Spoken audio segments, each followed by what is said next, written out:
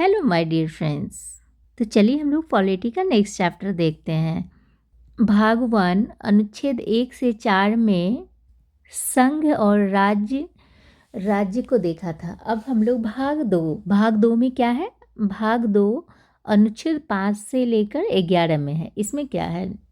तो नागरिकता सिटीजनशिप। तो अब इसको देखते हैं। कोई भी देश अपने मूल निवासियों को कुछ विशेष अधिकार देते हैं। इस अधिकारों को ही नागरिकता कहा जाता है। भारत में एक हरी नागरिकता है, अर्थात हम केवल देश के नागरिक हैं, राज्यों का नागरिक नहीं बल्कि निवासी हैं। भारत में नागरिकता ब्रिटेन से लिया गया है। नागरिकता पर पहला विवरण अरस्तु ने दिया था। नागरिकता पर किसने दिया था? तो ये अरस्तु ने दिया था। भारत के नागरिकता 1955 के अधिनियम पर आधारित है, मतलब 1955 के अधिनियम पर आधारित है। नागरिकता में पहली बार संशोधन 1986 में हुआ। 1986 में किया गया था। नागरिकता होने के कारण पैन कार्ड, आधार कार्ड दिया जाता है। गैर नागरिक को यह सुविधा उपलब्ध नहीं है। अनुच्छेद इसको आर्टिकल भी कहते हैं। अनुच्छेद 5 संविधान प्रारंभ में दी गई नागरिकता, अर्थात जब संविधान बना तो उन सभी लोगों को नागरिकता दी गई जो उस समय भारत के अंदर थे। और अनुच्छेद 6 में क्या है? तो पाकिस्तान से भारत में आए लोगों का नागरिकता, किंतु यदि वह संविधान बनने के बाद आएंगे तो नागरिकता नहीं मिलेगी।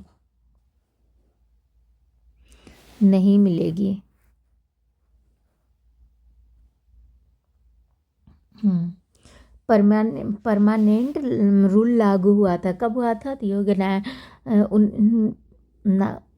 19 जुलाई 1948 को। अनुच्छेद 7 स्वतंत्रता के बाद भारत से पाकिस्तान चले गए ऐसे व्यक्ति जो संविधान बनाने से पहले लौट आए तो उन्हें नागरिकता दे दी जाएगी। अनुच्छेद 8 विदेश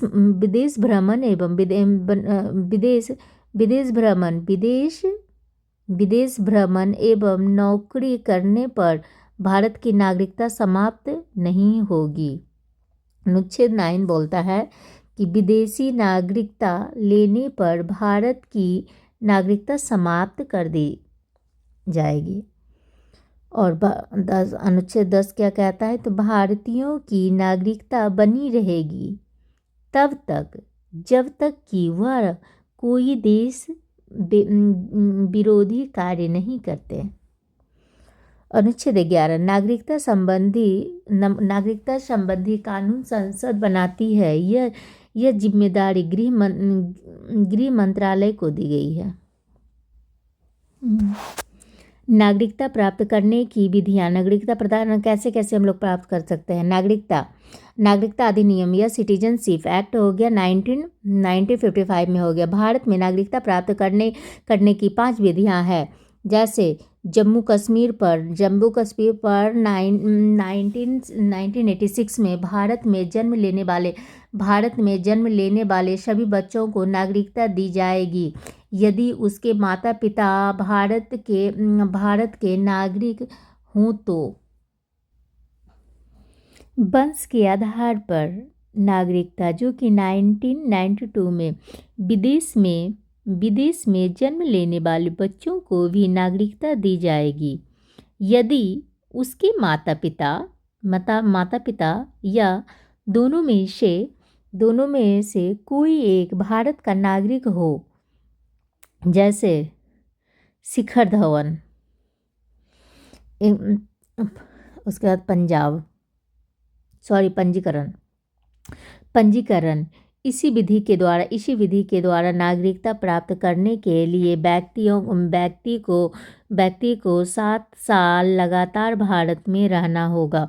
इस विधि द्वारा राष्ट्रमंडल देशों को नागरिकता दी जाती है।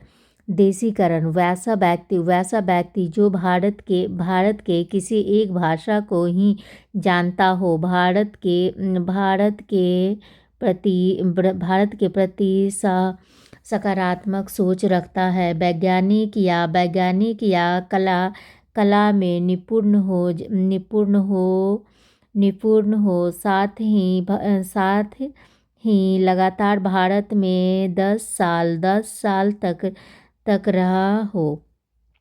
अर्जित भूमि किसी विदेशी राज्य को भारत में मिला लेने पर वहाँ के लोगों को नागरिकता दे दी जाएगी। सिक्किम का भारत में विलय होने के बाद वहाँ के निवासी को दी गई नागरिकता बांग्लादेश के परगना जिले को नागरिकता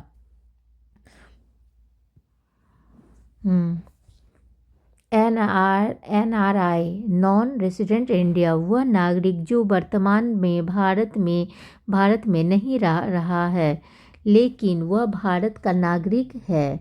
वह विदेश में 6 माह से ज़्यादा पढ़ाई या नौकरी करने के लिए चला गया है तो NRI कहलाता है। नागरिकता और शेष नागरिकता इसे 2005 में लक्ष्मीमल संधि समिति के द्वारा जोड़ा गया है। बड़े उद्योगपतियों को दिया जाता है जो विदेशी नागरिकता ग्रहण कर लिए हैं। इस नागरिकता को प्राप्त करने वाला व्यक्ति बिना वीज़ा के भारत आ सकते हैं। वीज़ा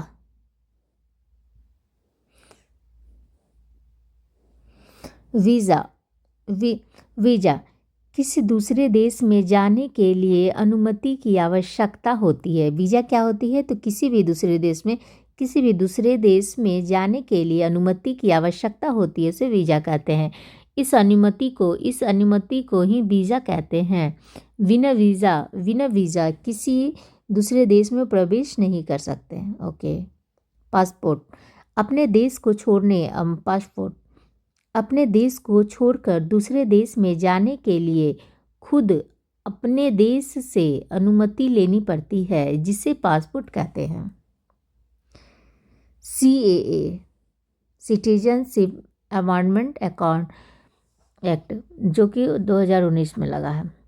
नागरिकता संशोधन अधिनियम यह भारत की संसद द्वारा पारित एक अधिनियम है जिसके द्वारा सन 1955 में नागरिकता कानून को संशोधित करके यह व्यवस्था की गई कि 31 दिसंबर 2014 के पहले पाकिस्तान, अफगानिस्तान और बांग्लादेश से धार्मिक प्रताड़ना वाले अल्पसंख्यक हिंदू, बौद्ध, सिख, जैन, पारसी एवं ईसाई को भारत की नागरिकता प्रदान की जाएगी। इस विधेयक में भारतीय नागरिकता को प्राप्त करने के लिए आवश्यक 11 वर्ष तक भारत में रहने की शर्त में भी छूट देते हुए इस अवधि को केवल 5 वर्ष तक भारत में रहने की शर्त के रूप में बदल दिया गया है। 20 दिसंबर 2019 को पाकिस्तान के 7 शरणार्थियों को भारतीय नागरिकता देकर इस अधिनियम को लागू कर दिया गया है। NRC national register of citizen. तो राष्ट्रीय नागरिक रजिस्टर भारत के राष्ट्रीय नागरिक पंजीकरण पंजी भारत सरकार के द्वारा निर्मित एक पंजी है जिसके उन भारतीय नागरिकों के नाम है जो असम के वास्तविक वैध नागरिक हैं। यह पंजी विशेष रूप से असम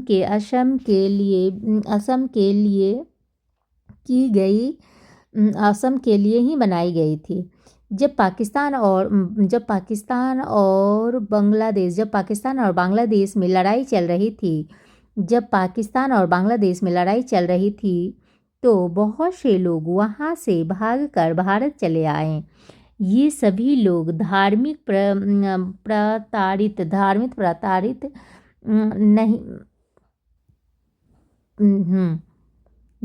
प्रताड़ित अभी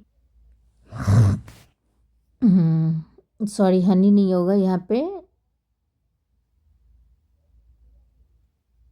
नहीं होगा, नहीं बल्कि अपने ही देश के लोगों द्वारा प्रताड़ित थे। इन पर सुप्रीम कोर्ट ने 2013 में कहा था कि आप एनआरसी लाइए, और जो व्यक्ति 24 मार्च 1971 से पहले भारत आए हैं उन्हें एनआरसी के तहत नागरिकता दे दी जाए। 2015 में एनआरसी का रजिस्टर बनने लगा। एनआरसी में रजिस्टर होने के लिए दो लिस्ट मिलाकर कुल 30 डॉक्यूमेंट में से कोई एक का होना आवश्यक है। यदि अपने पास कोई भी डॉक्यूमेंट नहीं है तो आपको 4 माह का समय दिया जाएगा। आपको 4 माह के अंदर अपने आप को साबित करना पड़ेगा। यदि 4 माह के अंदर अपने आप को साबित नहीं कर पाए तो आपको जाएंगे तो आपको डिस्ट्रिक्ट कोर्ट जाना पड़ेगा। यदि डिस्ट्रिक्ट कोर्ट आपको साबित नहीं करता है तो आपको सुप्रीम कोर्ट जाना पड़ेगा। यदि सुप्रीम कोर्ट भी आपको साबित नहीं करता है तो आपकी नागरिकता समाप्त कर दी जाएगी और आपको डिटेंशन सेंटर में भेज दी जाएगी। एनआरपी नेशनल पॉपुलेशन रजिस्टर राष्ट्रीय जनसंख्या रजिस्टर। एनपीआर देश के निवासियों का एक रजिस्टर है। इसे नागरिकता अधिनियम 1955 और नागरिकता नियम 2023 के प्रावधानों के आधार पर स्थानीय ग्राम पंचायत, तहसील, राज्य और राष्ट्रीय स्तर पर तैयार किया गया। आपके परिवार कितना है और कौन व्यक्ति कहाँ रहते हैं, इन आधार पर एनपीआर बनेगा। इससे जनसंख्या की गणना की जाएगी। एनपीआर के बाद जनगणना का सही आंकड़ा मिलेगा। Thank you friends.